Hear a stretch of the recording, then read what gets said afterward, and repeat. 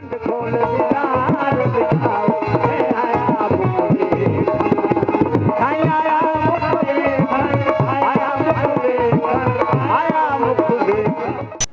400 سالہ قدیمی درگاہ آج کے جدید دور میں بھی بنیادی سہولتوں سے محروم ہے۔ حضرت عثمان مروندی بادشاہ المعروف شہنشاہ کٹکپال شاہ بادشاہ۔ آج کے جدید دور میں ایسی درگاہوں پہ لاکھوں روپے فنڈ ملتا ہے مگر ایک ٹکے کا کام نہیں کیا جاتا۔ کیا ان کی ذاتی مفادوں کے لیے ایسے بزرگ ولیوں کی درگاہ کو نقصان دیا جا سکتا ہے؟ کیا ان کو اپنی جیب کی پڑی ہے؟ اس بزرگ ولی کا کوئی خیال نہیں، کوئی سوچ نہیں۔ آخر ان سب کاموں کے پیچھے کس کا ہاتھ ہے؟ لاکھوں روپے اس درگاہ پر فنڈ ملنے والا کدھر جاتا ہے؟ کوئی بنیادی کام نہیں ہو سکا ابھی تک۔ 300-400 سالہ سے لے کر اس درگاہ کا فنڈ کس کے اکاؤنٹ میں جا رہا ہے؟ قدیمی درگاہ شہنشاہ کپال بادشاہ آج کے دور میں بھی روڈ کی سہولتوں سے محروم ہے۔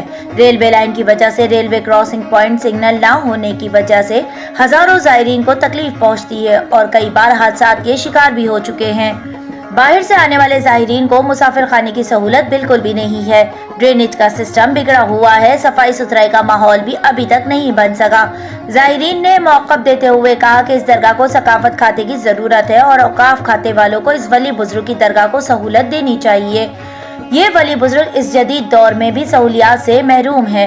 یہ جو درگاہ ہے پیر کٹکپال یہ بہت پرانی ہے، ادھر دور دور سے زائرین آتے ہیں، اس کو کوئی سہولت نہیں ہے، اس کی کرامتیں بھی بہت مشہور ہے۔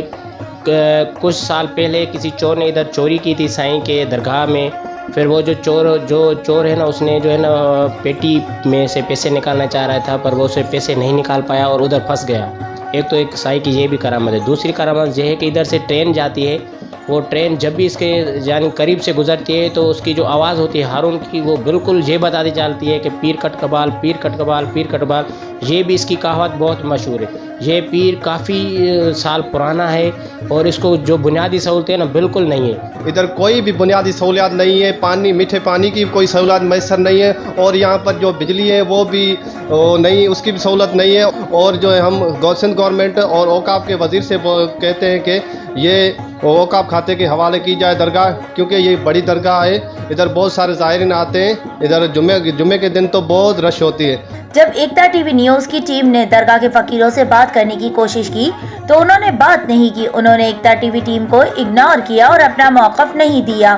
تو ان سے معلوم ہوتا ہے کہ وہ نہیں چاہتے کہ ہم جا کے میڈیا کے سامنے بات کریں اور ہم کو کہیں نہ کہیں ان سوالوں کا جواب دینا پڑے اور ہم پکڑے جائیں۔